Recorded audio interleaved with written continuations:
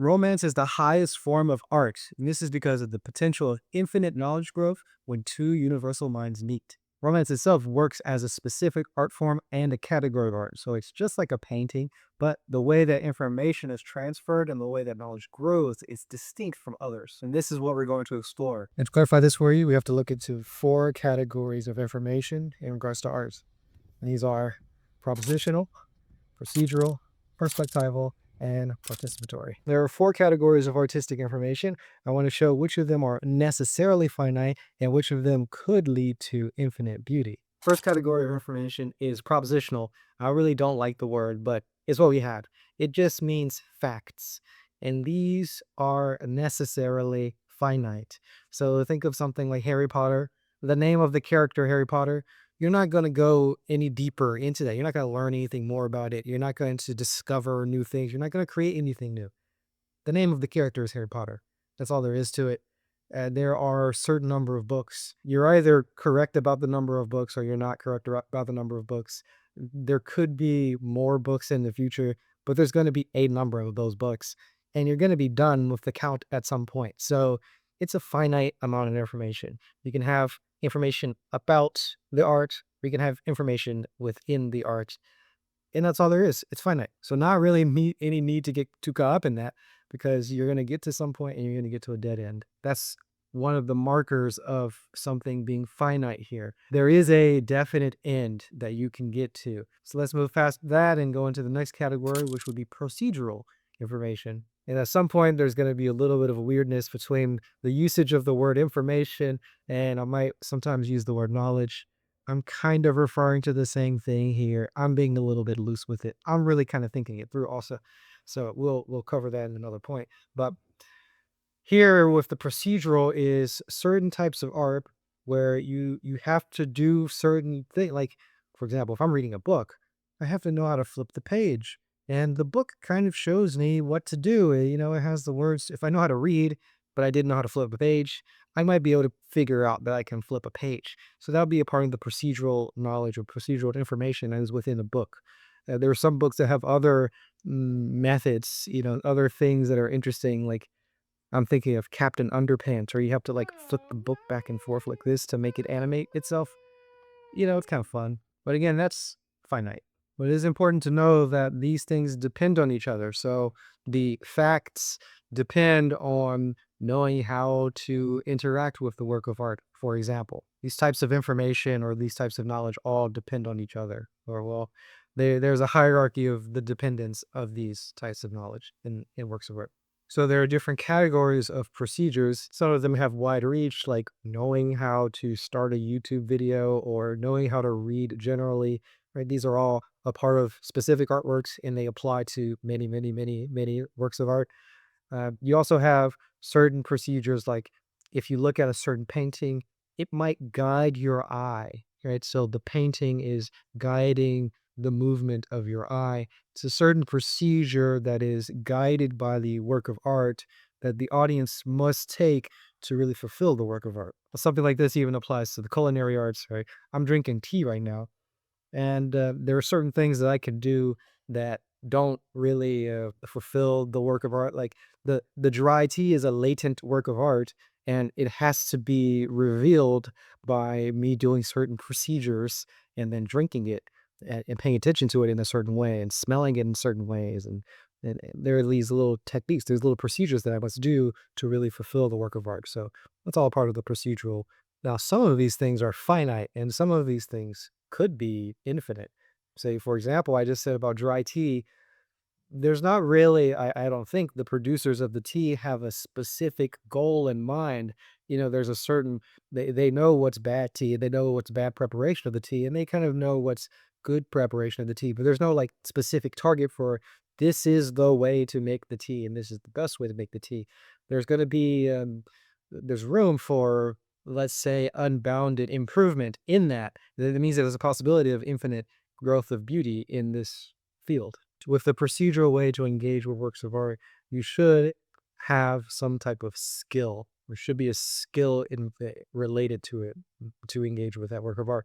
And it may also lead to something that is even more wide reaching. So you might get a moral lesson just from viewing the work of art. There's this whole different category here within procedural that you might view a work of art and then you pick up moral lessons and then you can live those moral lessons out in your life. So the skill might apply directly to the work of art and engaging with the work of art, or it might apply outside, have more wide reach out beyond the work of art.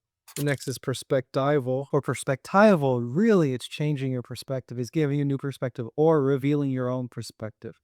This is because you have a field, you have a range of things that are acceptable and then fitting with you, but then within that, you choose which are highlighted and which are not highlighted, and you get a certain feeling, which we might call presence.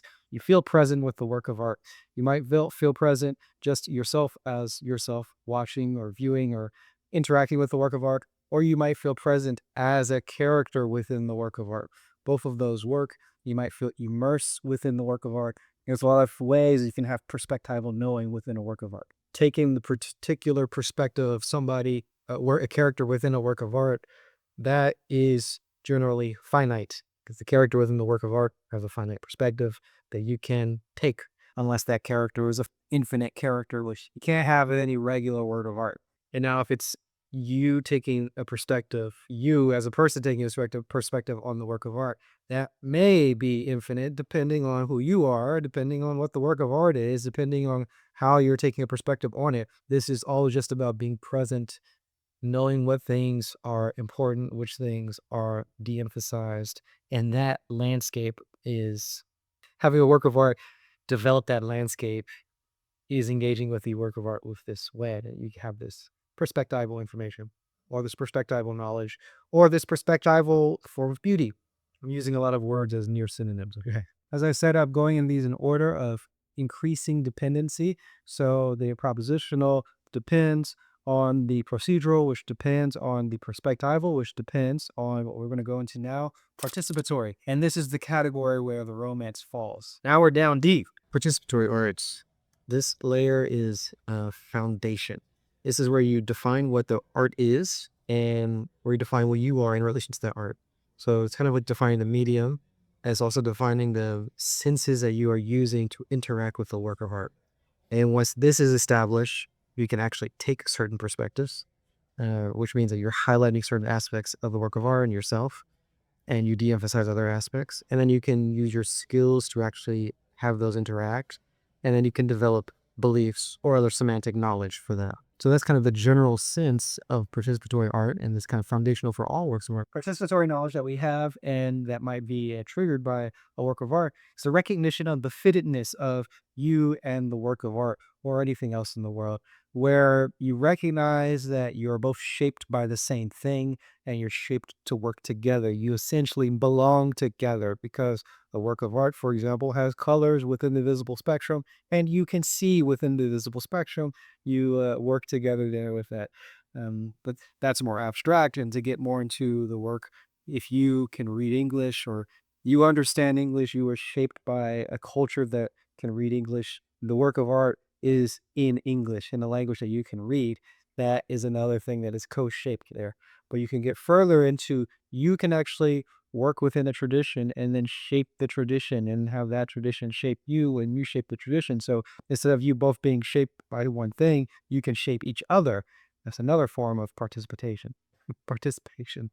So hopefully with these YouTube videos, we can get a little bit of participation going on.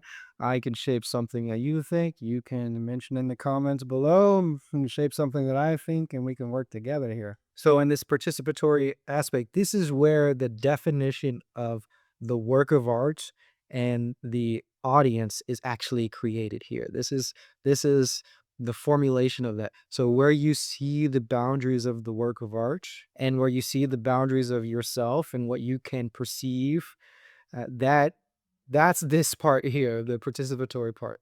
Here you won't be confused about, let's say, if you just hear noise outside, you won't be confused that that is a part of the work of art because you have a clear definition of what the work of art is and what you are.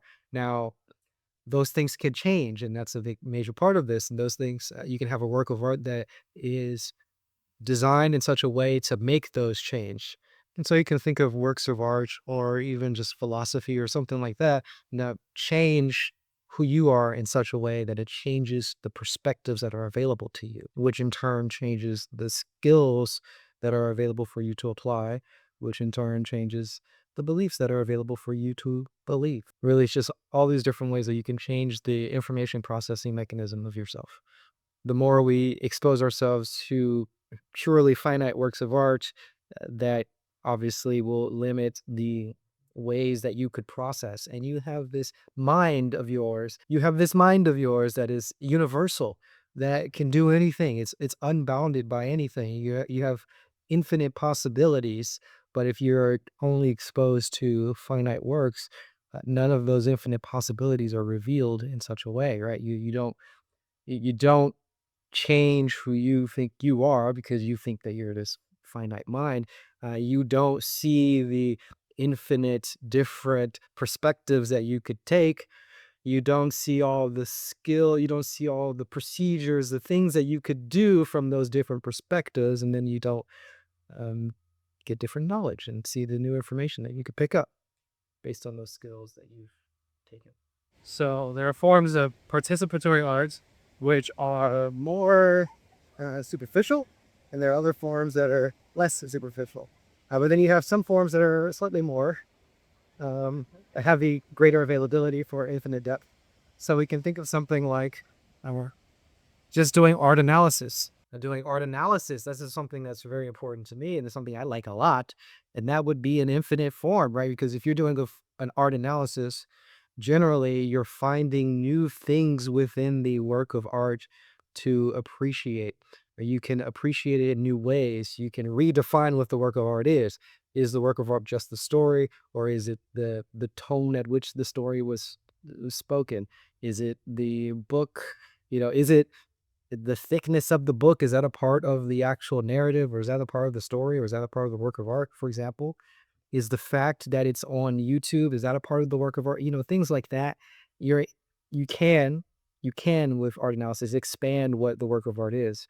Now, for me, I'm watching a movie, for example, and I'm thinking of if the the sound of traffic in the movie, like background sounds in the movie, if that is that relevant to the story in some important way? Does that add to the beauty? Is that something that I can analyze? And by doing that, I'm changing what is available for me to even perceive as being a part of the movie, or not a part of the movie, right? So that type of thing, that type of analysis to me is expanding what I consider to be the work of art. Is also changing what I can take, what it changes what I can perceive as a part of the work of art, right? So it changes how I view other works of art. So analyzing a work of art can change who I am. It changes how I interact within the world. And then that can then again change how I view the work of art, which changes the work of art again. And that leads to this sort of loop of a growth of beauty. That's the idea, at least. And sometimes it can be finite and bounded, and other times it could be unbounded and infinite, leading towards infinite beauty. You're analyzing the work of art, you're looking at it closely, you're looking at it slowly in such a way that you change what the work of art is and who you are and how you can interact with it. You create the availability of new perspectives or multiple different types of perspectives with a certain form of analysis, a certain form of art analysis. This is one of the reasons why I like art analysis. It allows for such depth and growth of the individual person who is appreciating that depth and that beauty, and you get infinite beauty.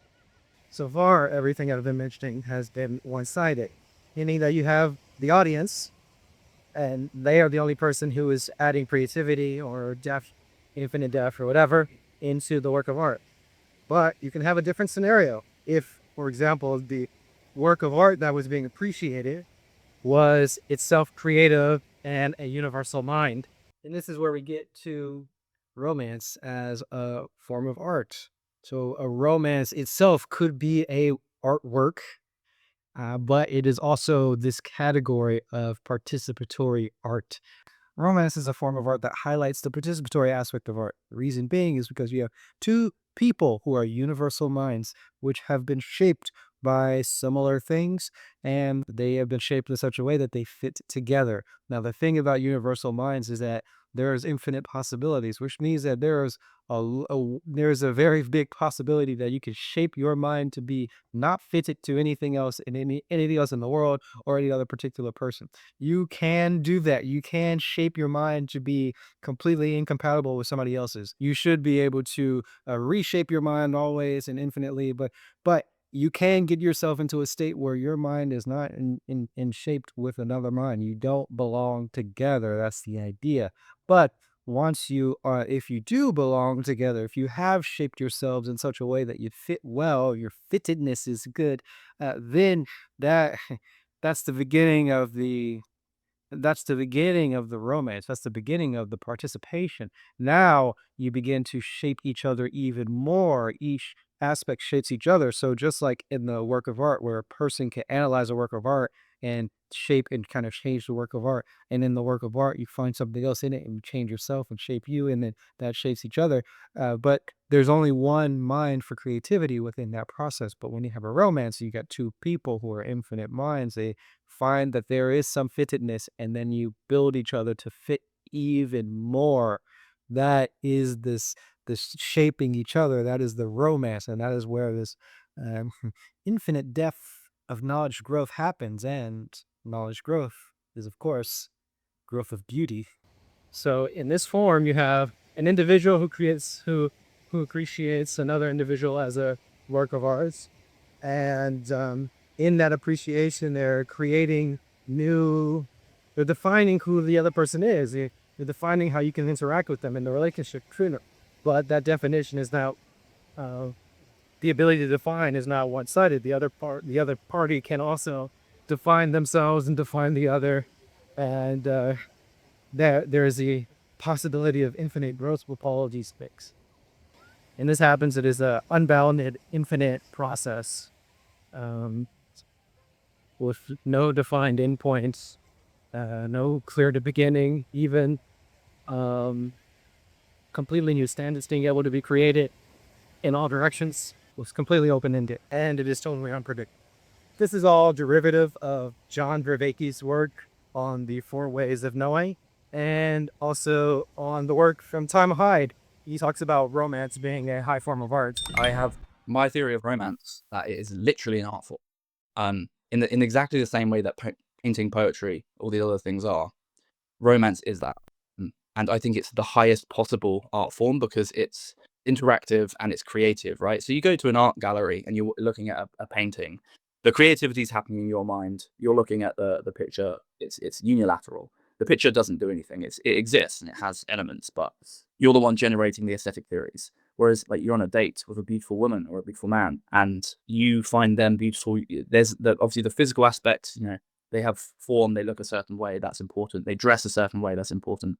They smell. There's all these, like, physical aspects, but then there's also, their humor, their ideas, deeper, like, cognitive. So it's like you're aesthetically attracted to them as a person, as an agent, and they can do it back to you. So the arrows are bilateral in that sense. So it's like going to an art gallery and the art gallery appreciates you back. I think it's the highest ideal of aesthetic appreciation because I find you beautiful and you find me beautiful in return. And then, say, for example, in a painting, the elements you're considering are like, a brush stroke here, or the idea of, like, spaciousness or proportion. That's the elements of that discrete piece of art. Whereas with a person, the elements are a universal explainer, which contains in it everything. So you can fall in love with, say, your wife's a physicist and she has a beautiful idea about cosmology, and you're like, now I love the universe because I like, it's like the aesthetics of your mind. I can't imagine anything greater than that. So I'm going to try and develop that further, make it more formalized. But yeah, romance is the highest ideal of art, in my opinion. Now, Tom Hyde hasn't actually said much about this beyond the clip that I displayed. So I'm kind of going on this, mentioning these ideas without really fully understanding what he meant. This is just in anticipation of Tom Hyde's work. Soon he will publish more about it, and we'll learn more about what he actually thinks about this. I really feel like this presentation has been quite sloppy, and man, I really want to learn how to organize my thoughts a lot more and think more about these things. And I hope that somebody out there will listen to this and develop my ideas or clarify anything that I have wrong or fix up any misconceptions that I may have, because I'm sure I have a lot of them. And I'm trying to work through those to more deeply understand art and beauty itself, because I'm very interested in these ideas. So I think that the more people who think about these ideas of art and aesthetics and any forms of art analysis, I think the more people we have thinking about this sort of thing allows for the creation of more beauty. The analysis is itself more beauty. The appreciation itself is more beauty. And it's all knowledge. Beauty is knowledge, different layers of knowledge and analysis and understanding. We can have a much greater understanding, much more beauty, the more that we think about it, talk about these things. That's why I want to talk about it. That's why I even want to share my unfinished thoughts, and hopefully others can continue it.